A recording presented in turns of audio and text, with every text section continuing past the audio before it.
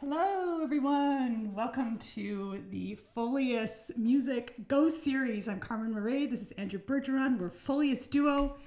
Today we have some special guests, the Silver Rose Duo from Chicago, who will be streaming in from the sunny side of the lake. So we'll start with a set by me and Andrew, and then hand it over to them, and then have an interview at the end. So stick around for our show. Thank you, everyone who's tuned in so far. Hello, Luke from Grand Rapids, and Debbie, thanks for joining us from Chicago. Laura Nelson from Grand Rapids, thanks for joining us again, as always. Hello, Grant Ruiz, who says hola from Oregon, spelled H-O-L-A from H-O-R-G-E-O-N, saying H is silent in both cases, just in case you want to know. Hello, Mom and Dad from Idaho, thanks so much for tuning in, and hello, Emily in Grand Rapids. So if there might be some new folks joining us today to see Silver Rose, please say hello in the chat and where you're from, and we will shout out to you. All right, we're going to start with a piece of Andrew's. This is called Molting. It's from his Dragonfly suite, all about the different life cycles of the dragonfly. And this is the one where the dragonfly changes from an aquatic insect to a eventually flying insect. It's kind of a crazy piece that uses a lot of double tonguing for the flute, da-ga-da-ga-da-ga-da, and tremolo with the hand on the guitar at the same time to sort of mimic, I guess, the crazy process of a dragonfly breaking out of its skin. So here is Andrew's Molting.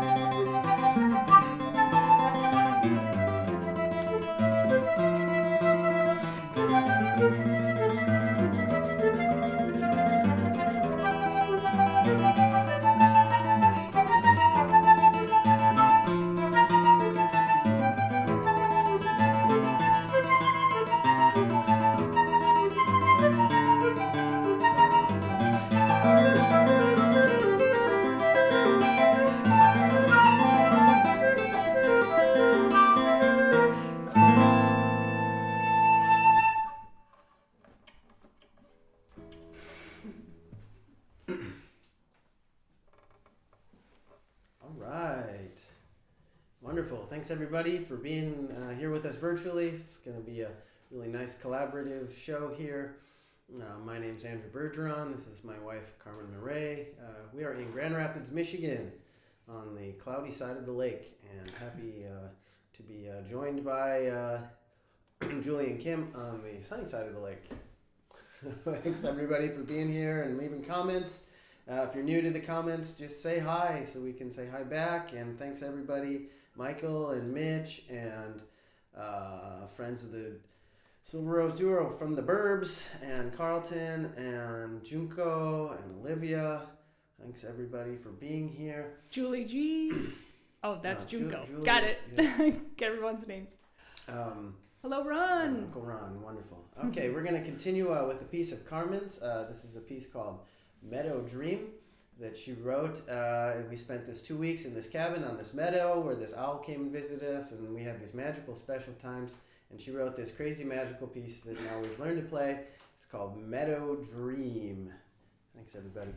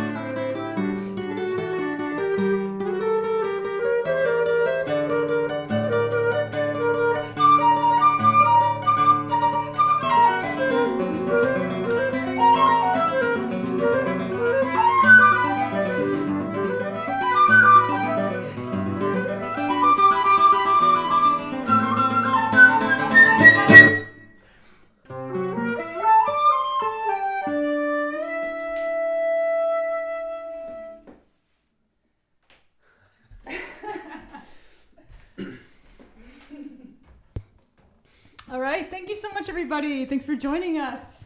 I want to say hello to, where did we leave off?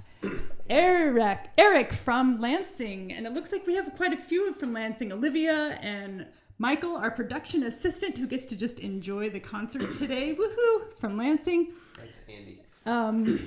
Andy, I see. Andy from Lansing. Tom Sinus. Hello, Tom Sinus from Grand Rapids. Hello, Tom Cameron, who's Tango friend, who's joining us in from Austin, Texas today. Thank you so much, everybody. Wash hands, Debbie Crosser. Kim says Carmen's the double tongue queen. Well, Andy kind of made me do that with tremolo. Kind of made me get my tonguing as good as a guitar tremolo. So, yeah, it's a necessity. All right, so before we continue, I want to let everyone know that these concerts are supported entirely by the listening audience, which is you. And I've posted pinned a donation link to the top of each of these chats. So you can support us there through our website, Venmo, or PayPal. We're doing a $10 to $20 suggested donation. And we can keep doing these amazing concerts with our friends and presenting Folias music. All right, we're going to continue now with a piece. This is a cover. We're going to do music by someone else. This is called Los Hermanos. It's by an Argentine composer with the greatest name ever, called Atahualpa Yupanqui. Don't you wish your name was Atahualpa Yupanqui? Atahualpa. So this is his song, Los Hermanos. He was a very famous Argentine singer, composer, and guitarist, folk singer, kind of a protest songwriter as well, protesting for the rights of people throughout all of Latin America. And that's what the title of this song, Los Hermanos, meaning we're all brothers, we're all in this together. So here's Atahualpa Yupanqui's Los Hermanos.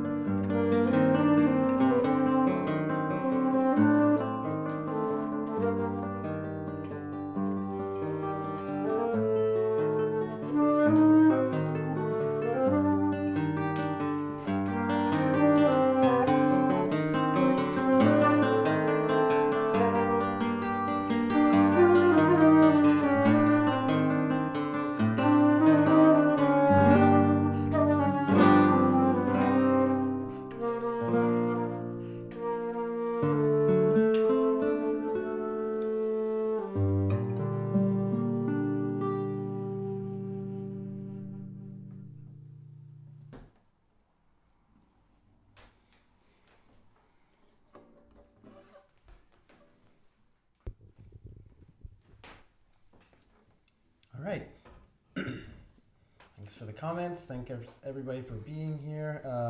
That's an alto flute that Carmen was just playing, which is pitched lower than the regular flute. Yeah, nice moody piece there. Nice little break for us. Play something with less notes. Thanks, everybody. We're going to play one more piece for you. We're going to go back to our usual lots of notes pieces. This is a piece that we both first learned about in 2013 when we went to Argentina, when we were playing in Buenos Aires. We took the night off, and at a recommendation, we went to a concert at a bookstore, a flute and piano duo, and I didn't think much about it until they started playing, and I was like, wow, bookstore concerts, where it's at. Juan Pablo de Leon and Andrew Bijwart. Yeah, they played the duo, and they played this song that we're going to play now. It's called Milonga Gris by Carlos Aguirre. This is kind of one of our combined arrangements we made together, and after that, we're going to send it over to Chicago, throw it across the lake, and we get to hear some new sounds from Chicago by the Silver Rose Duo. And I'll just echo Carmen's words. Thank you for all your support. All of these concerts are done by your donations. We have a suggested donation, $10 to $20, but anything really super helps. Thank you for your support. This is Milonga Gris.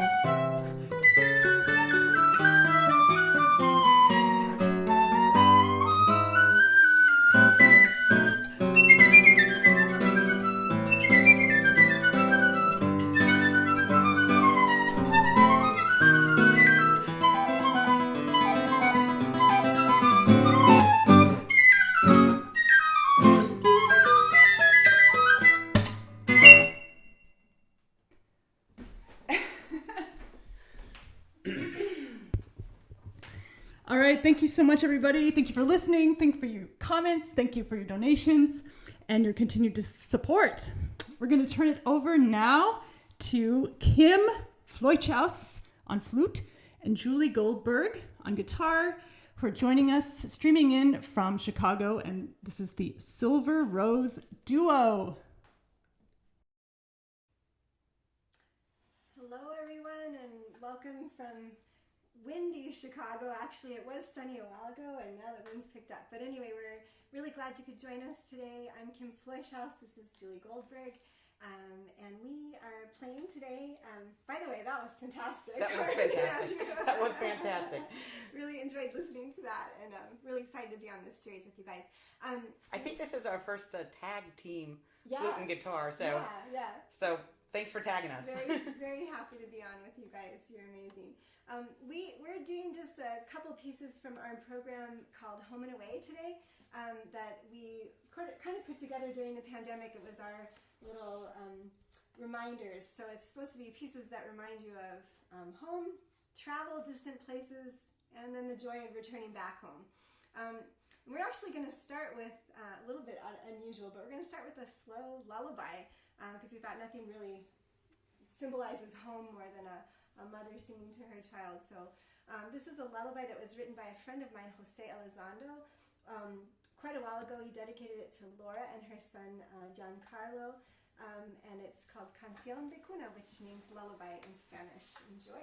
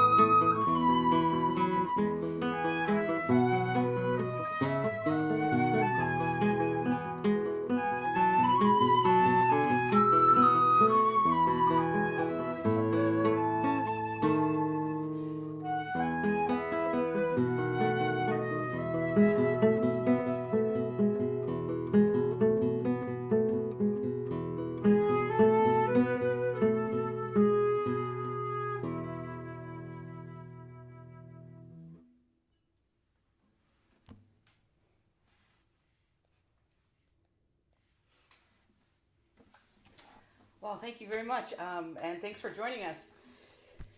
This next piece we're going to play is also actually a little bit of home. It comes from a tradition that I grew up with, klezmer music. The piece we're going to play is written by Dimow, who is a composer. He's a guitarist and actually a flutist in Maine. He plays with a traditional klezmer group, and you might know that klezmer music comes from the Eastern European Ashkenazi Jewish culture, and played a lot of wonderful celebration music. And the two pieces we're going to play are connected. We start off with the Casco-Bay Husadol, and well, probably the best known Husadol is If I Were a Rich Man from Fiddler on the Roof. So that's the type of song we're going to play. And then the next piece that connects right to that is a faster moving bulgur. It's called the Bacon Street Bulgur. And Bacon Street was a place where Dimow's group would often play and perform. And a bulgur is a faster dance that refers to people who come from Bulgaria.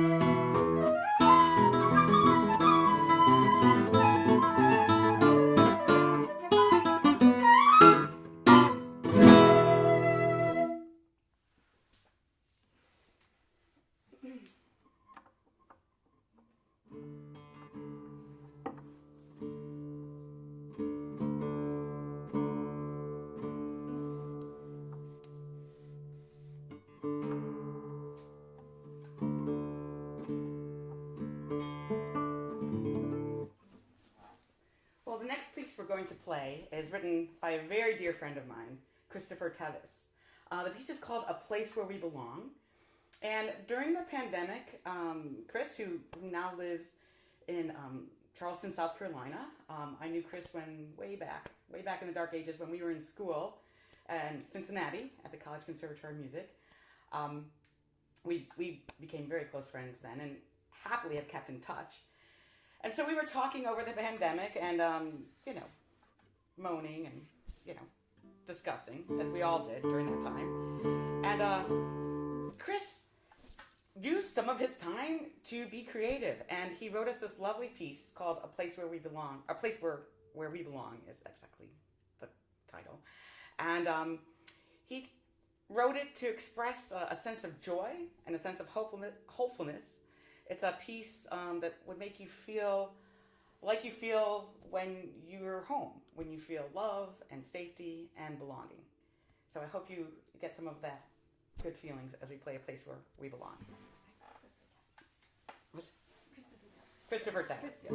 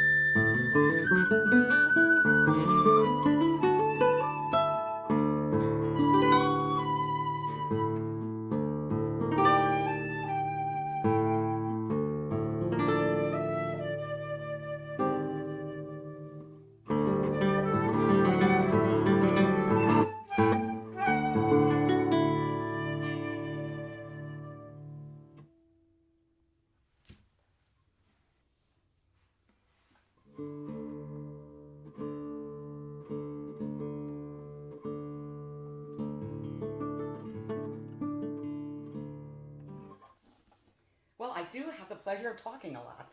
Okay. So this next introduction is a bit of a challenge for me because we're playing three pieces, three choros, which are Brazilian pieces, Brazilian popular music, written by Celso Machado.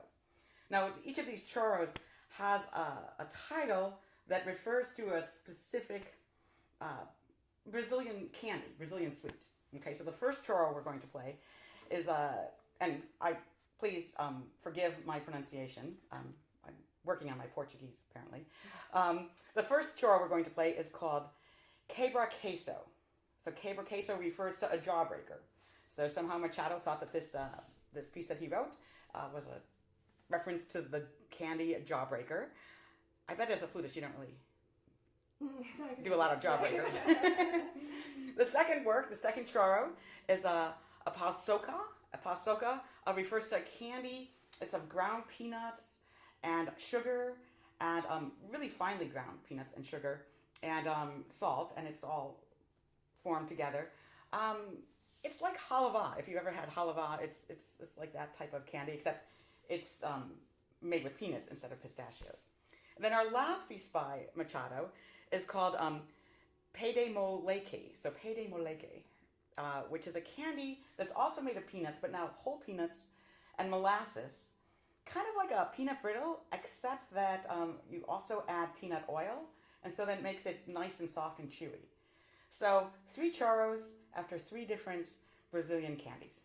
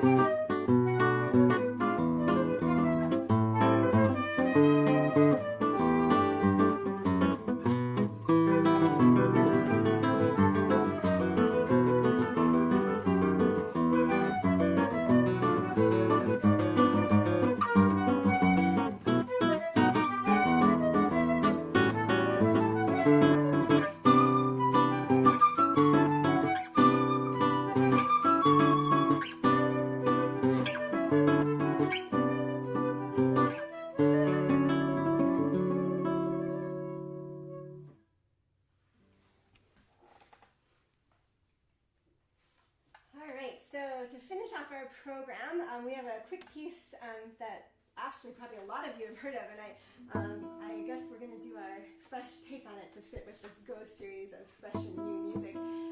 So Tico-Tico no Fubá is a really famous Brazilian tune, means sparrow in the cornmeal. It's actually another choro, so just to, hopefully you don't like 4 choros, but we like them.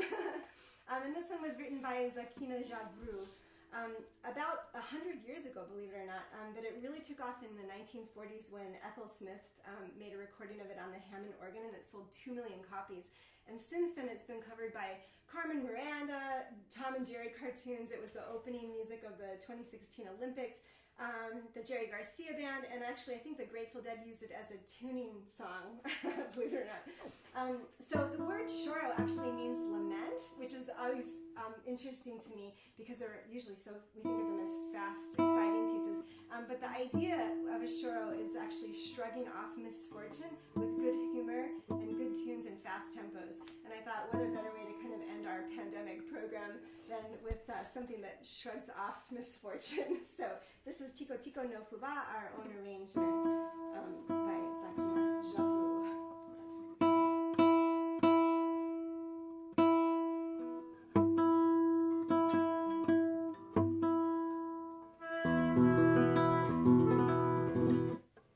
That way we don't have to use the tune to tune, right? Yeah, that would be bad. Yeah.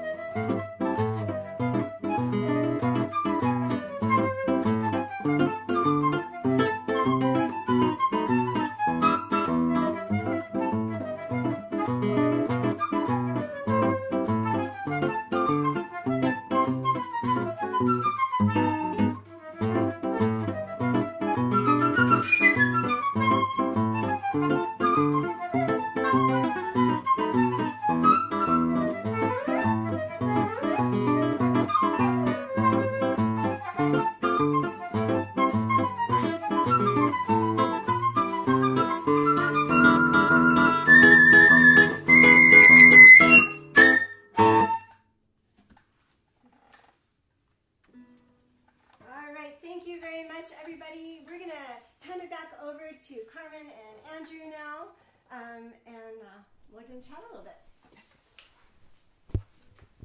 Thank you so much. That was great. Such a beautiful and fun program and so well matched together. I'm so happy that we could play together and do this. It's wonderful.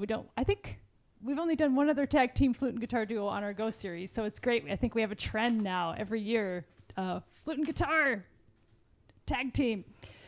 So for the folks watching out on the stream, we're going to do a little interview here. This is how we end our Go series. Part of this is that we get to hang. Like the last 2 years, you didn't really get to hang with musicians. I mean, why else do we do this but the hang? So we're going to just ask a few questions of each other. And if any of you in the chat have questions, maybe some of you don't know us or don't know Kim and Julie, you're welcome to chime in and we can field those. And yeah, we'll just chat a few minutes here and get to know each other. So my first question is actually for Kim. And so Kim and I are kind of the tech people in this operation. And high five. And so just since this is the topic of what we're doing, how do you see live streaming? I mean, is this just, do you think like we're just kind of going at this trend because it's what we can do right now to sort of make things happen? Or do you see this really continuing, becoming integral part of the music world, the music business? What are your thoughts on that? Yeah, so I think it could go really either way. It's a tricky question, and I think that we've all learned a lot about tech in this pandemic, and Julie and I are kind of like equally incompetent at this point, but we're learning. You know, it's really, I have to speak from it from two angles. So from an audience point of view, I have to say that as a mom with 3 very little children, it's been awesome for me to be able to catch all you guys in concert, my colleagues that I've been really longing to go hear live for a long time. I can catch live stream after the kids go to bed and not have to hire a sitter. So like for me, I can definitely see the advantage on that side. To be able to watch concerts in your PJs with a glass of wine or whatever is kind of an extra bonus. As musicians, I think it's a lot more work for us, at least for the two of us. The learning curve has been high as far as the tech goes, but we're getting there. Well, and I think Kim's getting there. I kind of feel like that. But she's doing a great job. Yeah, we miss that audience, so I think both of us really enjoy putting programs together where we can interact with people and talk face-to-face afterwards. I'm sure you guys do too. So I can't see that ever going away, but it is a nice alternative for sure. And yeah, I think it's here to stay. So Yeah. That's my take anyway. Do you all want to go? You want to ask us a question? Sure, let me ask a question for Andrew, okay? So Andrew, I have a question for you. So I know you're, like in your program today, you played a lot of your own music, and then you play some music that like you called a cover, okay? And growing up, I'm sure you played a lot of other people's music as you were coming up. And as a composer, when you approach someone else's music, whether it be like Bach or Soar or Scarlatti or maybe someone even, you know, of our generation, how does being a composer inform your practice, your decision making, your interpretation of music that's composed by someone else? Sure. Well, I can start this with a little story that I think about when I talk about this with people. Is So in the 1920s, Maurice Ravel, famous French composer, was approached and commissioned to write a piece for a pianist who lost his arm in World War I, and who was getting new concertos to play just like one hand.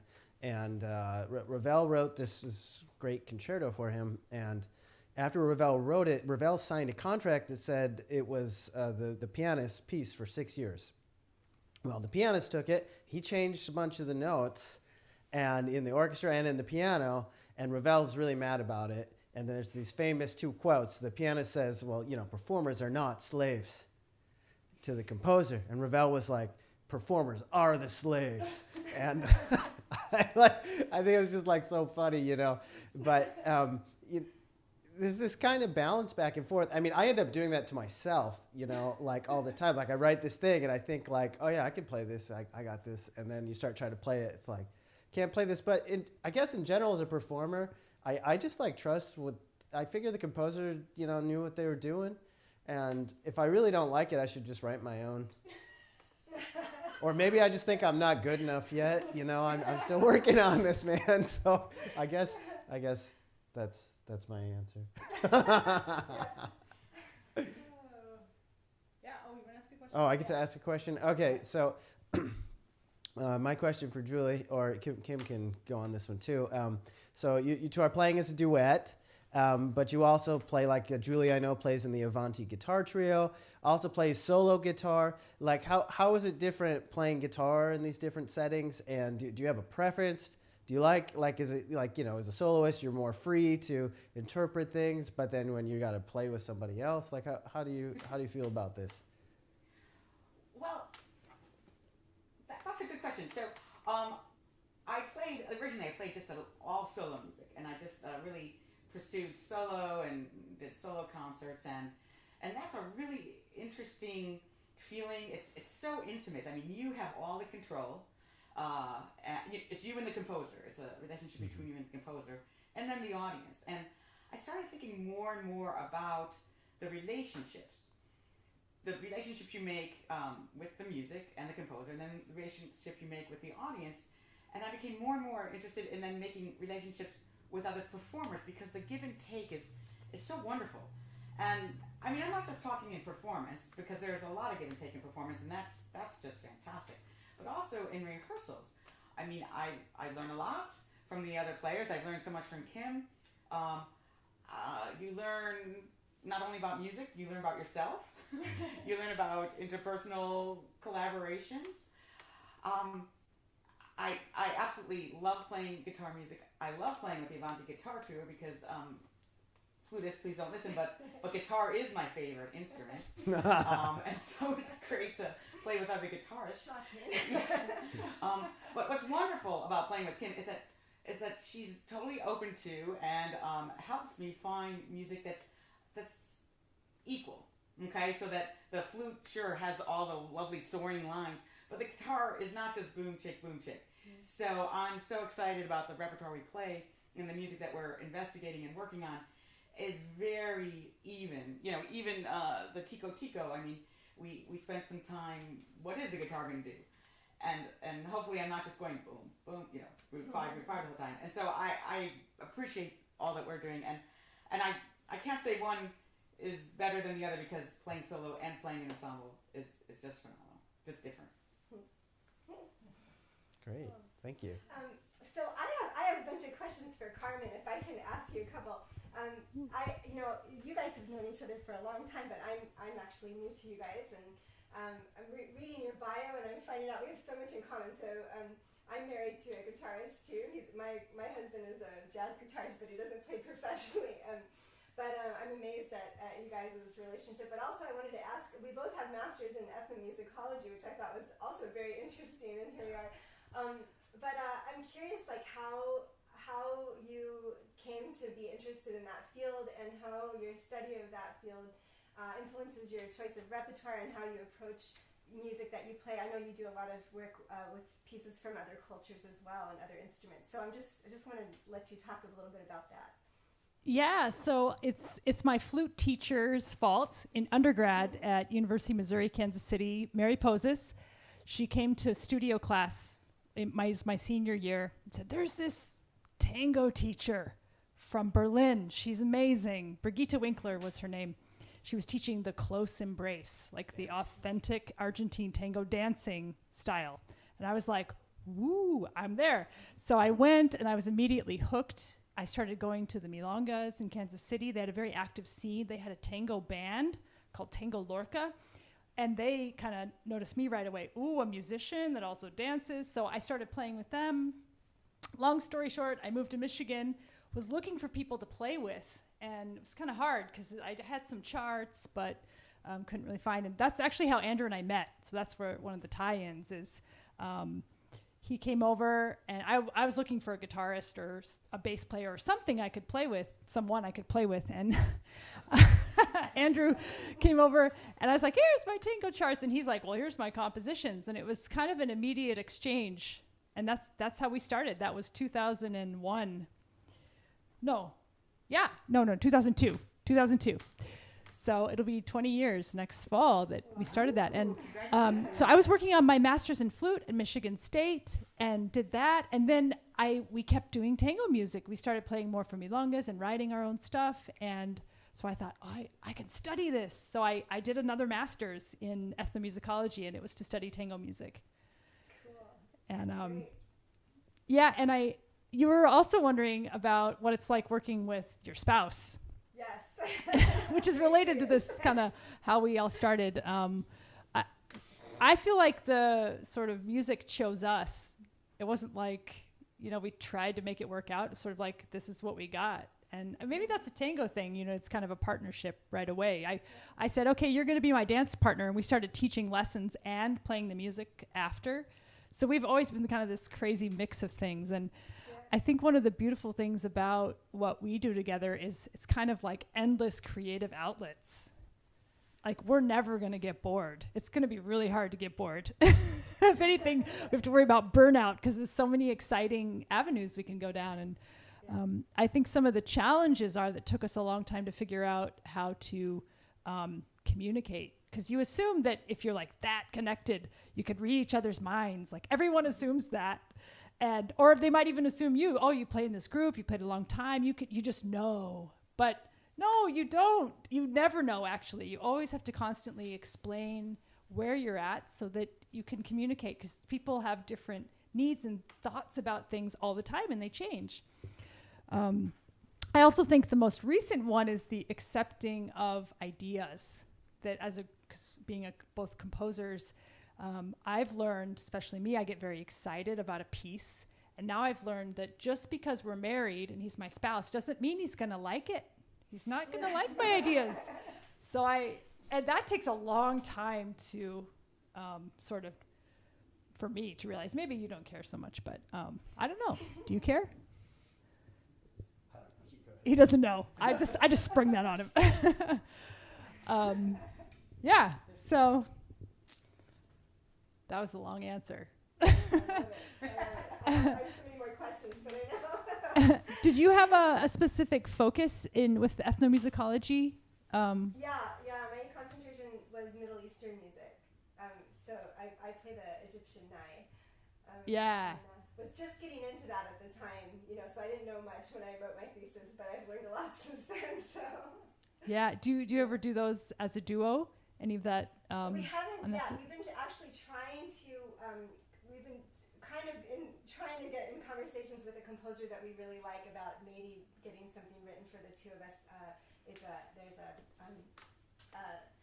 Syrian composer that I really love. So maybe in the future we'll see if we can make that happen, but I would love that. Yeah, that'd be amazing. All right, well, I think we're good. So I'm just going to say thank you all for being here. Thank you for your support. Look in the chat for a donation link. All these concerts are sponsored by you. We'll keep them going. Next month, we are going to have Andrew and I's live stream. We're calling it the Open House. We're going to have some new merchandise and some new music. So a brand new piece that I wrote, and called Locust Storm. So you can look forward to that. And I guess we'll just wave goodbye. So thank you so much, Julie and Kim, for joining us. And this has been a beautiful experience. And we'll see everyone next time. Bye. Bye.